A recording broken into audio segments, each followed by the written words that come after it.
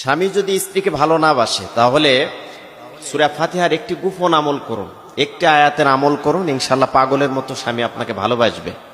আজকে অনেক সময় দেখা যায় যে স্বামী বিভিন্ন নেশার সাথে জড়িত, বাসায় সময় দেয় না, এবং অনেক সময় দেখা যায় বাসায় ফিরে অনেক রাত করে, আবার ভালো কথা বললে অনেক সময় রেগে যায়, আবার প্রয়োজনীয় কোনো বিষয় যদি স্বামীর সাথে শেয়ার করতে যাওয়া হয় একটা বিরক্তির ভাব, বিরক্তির ছাপ দেখা যায় তার চেহারার ভিতরে, তার ভিতরে লক্ষ্য করা যায় যে স্ত্রীকে কেয়ার করে না, ছেলে মেয়েকে দেখতে পারে না, ভালো মতো খোঁজ খবর নেয় না। এই সমস্ত কিছু থেকে বাঁচতে হলে আপনাকে স্ত্রীকে সূরা ফাতিহার একটি গোপন আয়াত আমল করতে হবে।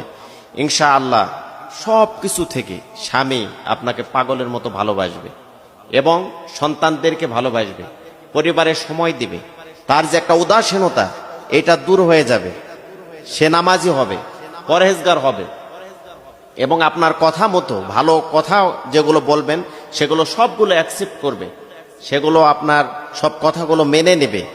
এই গুরুত্বপূর্ণ সূরা ফাতিহার আয়াতটি যদি আপনি আমল করতে পারেন তাহলে আপনার ভিতরে যত অশান্তি, স্বামী বিষয়ে যতগুলো আপনার অশান্তি, বাড়িতে পরিবারে যে অশান্তির দাবানল জ্বলছে, আজকে অনেকে নেশা করে অনেক রাত্রে আসে, এসে দেখা যায় যে বিভিন্নভাবে নির্যাতন করে, শারীরিক মানসিকভাবে টর্চার করে।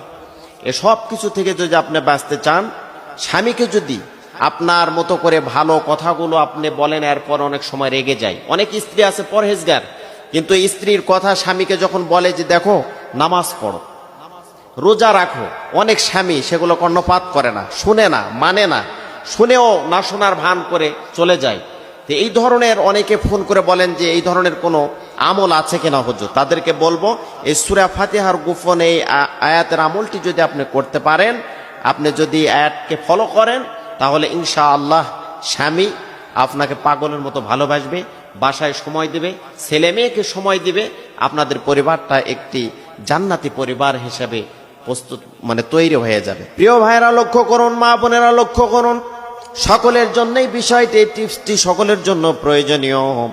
অনেক সময় স্বামী আসে, দেখা যায় যে ভালো কথা বললেও সে রাগান্বিত হয়ে যায়, পরিবার একটা অশান্তি যখন তৈরি করে।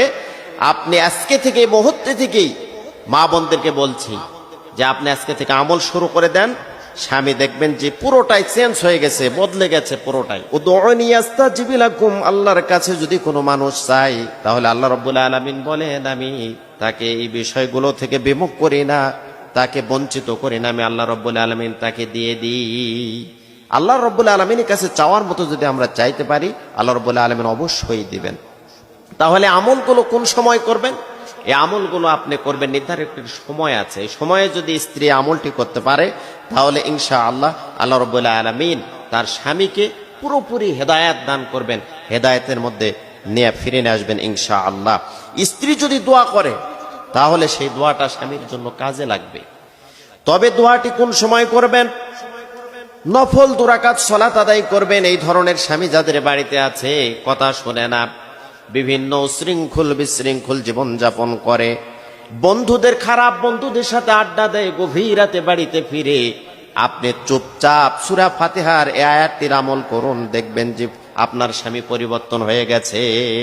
নফল 2 রাকাত সালাত আদায় করবেন। নফল 2 রাকাত সালাত আদায় করার পরে আপনি যে দোয়াগুলো আছে, দোয়া পড়ার পরে আপনি 3 বার দরুদ ইব্রাহিম পড়বেন, দরুদ শরীফ পড়বেন। এরপরে আপনি 41 বার বলবেন ইয়াকা না'বুদু ওয়া ইয়াকা নাস্তাঈন, ইয়াকা না'বুদু ওয়া ইয়াকা নাস্তাঈন। 41 বার যদি আপনি আমলটি করতে পারেন তাহলে ইনশাআল্লাহ নিয়মিত আমলটি করতে থাকেন, আপনার স্বামীর ভিতরে অটোমেটিকলি একটা পরিবর্তন লক্ষ্য করতে পারবেন। তবে আমাদের ইখলাস এবং ইয়াকিনের সঙ্গে আমাদেরকে আমলটি করতে হবে। মনের ভিতরে একটা বিশ্বাস, আল্লাহর প্রতি আস্থা, বিশ্বাস অবিচল, আমাদের ভিতরে কোনো রকম জটিলতা পটিলতা থাকা যাবে না। একদম ওযু করে, পবিত্রতা অবলম্বন করে, পবিত্র হয়ে আমরা নফল